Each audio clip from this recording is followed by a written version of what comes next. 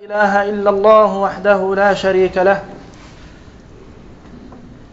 وأشهد أن محمدًا عبده ورسوله وصفيه من خلقه وحبيبه.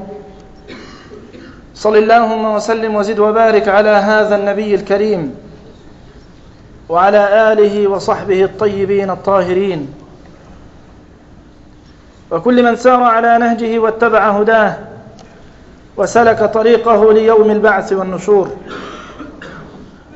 يا أيها الذين آمنوا اتقوا الله حق تقاته ولا تموتن إلا وأنتم مسلمون. يا أيها الناس اتقوا ربكم الذي خلقكم من نفس واحدة وخلق منها زوجها وبث منهما رجالا كثيرا ونساء، واتقوا الله الذي تساءلون به والأرحام، إن الله كان عليكم رقيبا. يا أيها الذين آمنوا اتقوا الله وقولوا قولا سديدا يصلح لكم أعمالكم ويغفر لكم ذنوبكم، ومن يطع الله ورسوله فقد فاز فوزا عظيما. أما بعد، فإن أصدق الحديث كتاب الله تعالى، وخير الهدي هدي محمد صلى الله عليه وسلم، وشر الأمور محدثاتها، وكل محدثة بدعة، وكل بدعة ضلالة، وكل ضلالة في النار، وإنما توعدون لآت وما أنتم بمعجزين، وما قل وكفى خير مما كثر وألهى. أيها المسلمون، طبتم وطاب ممشاكم وتبوأتم من الجنة نزلا. أسأل الله تبارك وتعالى العظيم الكريم الحليم الذي جمع هذه الوجوه الطيبة الطاهرة المتوضئة في بيته أن يجمعنا بنبينا وحبيبنا محمد صلى الله عليه وسلم في جنات ونهر، في مقعد صدق عند مليك مقتدر. الخشية في القرآن، هذا ما أتناوله اليوم مع حضراتكم. يدور حديثنا عن الخشية في القرآن الكريم في 5 نقاط. الأولى: ما معنى الخشية؟ ثانياً: من نخشى؟ ثالثاً: لماذا نخشاه؟ رابعاً: وكيف نخشاه؟ خامساً: من ثمرات الخشية. ما أحوجنا في هذا الزمان أن نخشى الملك جل وعلا، وفي كل زمان، ولكن في زمان كثرت فيه الفتن وتغيرت فيه الأوضاع وفسدت فيه بعض الفطر وتغيرت الأمور كثيرا، ولا منقذ ولا مخلص إلا باللجوء والعودة إلى الله تبارك وتعالى، بأن نخشاه وأن نراقبه في كل صغيرة وكبيرة. لذا قال بعض العلماء أن الخشية هي الخوف المبني على عظمة من تخشاه وكمال سلطانه. الخشية هي الخوف المبني على عظمة من تخشاه وكمال سلطانه، فالخشية مقترنة بالخوف، والخشية أخص من الخوف، فالخوف يشترك فيه عامة المؤمنين، العالم منهم وغيره، وأما الخشية فلا تكون إلا لمن يعلم عن الله وعن رسوله.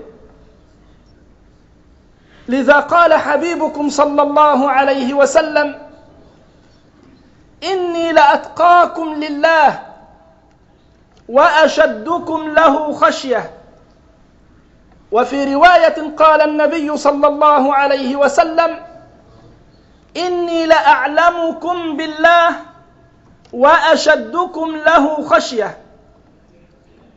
فأخشى الخلق على الإطلاق هو محمد صلى الله عليه وسلم، هو أخشى الخلق لخالقه، لأنه يعلم قدره ويعلم جلاله ويعلم علوه ومكانته، يعلم فضله وقدره.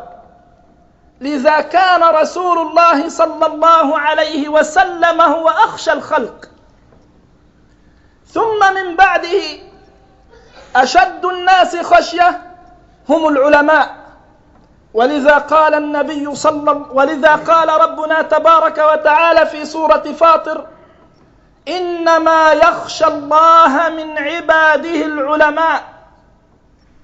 فهم أشد الناس خشية، ولا ننفي الخشية عن الناس، بل العلماء هم أشد الناس خشية بعد نبي الله صلى الله عليه وسلم. والخشية هي درجة أعلى من الخوف. ولكن من نخشى؟ ومن أحق بالخشية؟ إنه ينبغي ألا يخشى إلا الله، وألا نخاف إلا من الله، وألا نرهب ولا نهاب إلا ذي الجلال والإكرام. هو أحق أن يخشى. قال تعالى: أتخشونهم والله أحق أن تخشوه إن كنتم مؤمنين. أتخشوا الخلق؟ أتخشوا الناس؟ أتهابونهم وترهبونهم وتخافون منهم؟ والله جل وعلا أحق أن يخشى. ومن مقتضيات الخشية ومن مقتضيات الإيمان الخشية. لذا قال تعالى: والله أحق أن تخشوه إن كنتم مؤمنين. فمن مقتضيات الإيمان أن يخشى العبد ربه تبارك وتعالى. وكيف لا يخشاه؟ وما من نعمة في الكون إلا منه، وما من أمر يكون إلا بأمره، وما من فلك يدور إلا بكن فيكون. الملك ملكه، والكون كونه، والخلق خلقه، والأمر له وحده. ألا له الخلق والأمر.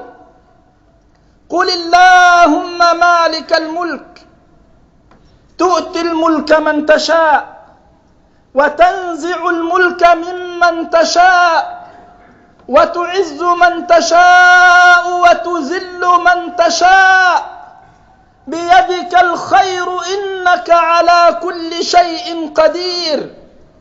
تولج الليل في النهار وتولج النهار في الليل، وتخرج الحي من الميت وتخرج الميت من الحي، وترزق من تشاء بغير حساب. فلما يخشى غيره؟ والرزق بيده، والأجل بأمره، وكل شيء في كونه لا يخرج عن كن فيكون. فهو أحق أن يخشى، وهو أحق أن يهاب، وهو أحق أن يعبد. فما من نعمة إلا منه. قال تعالى: وما بكم من نعمة فمن الله. ألم تروا أن الله سخر لكم ما في السماوات وما في الأرض؟ ألم تروا أن الله سخر لكم ما في السماوات وما في الأرض وأسبغ عليكم نعمه ظاهرة وباطنة؟ الله الذي خلق السماوات والأرض وأنزل من السماء ماء فأخرج به من الثمرات رزقا لكم وسخر لكم الفلك لتجري في البحر بأمره وسخر لكم الأنهار وسخر لكم الشمس والقمر دائبين وسخر لكم الليل والنهار وآتاكم من كل ما سألتموه وإن تعدوا نعمة الله لا تحصوها إن الإنسان لظلوم كفار. فمن يخشى غير الله ومن يعبد غير الله فهو أحق أن يخشى سبحانه. ولكن لماذا نخشاه؟ لأنه أهل الخشية. نخشاه لأنه أهل لأن يخشى، لأنه أهل لأن يعبد.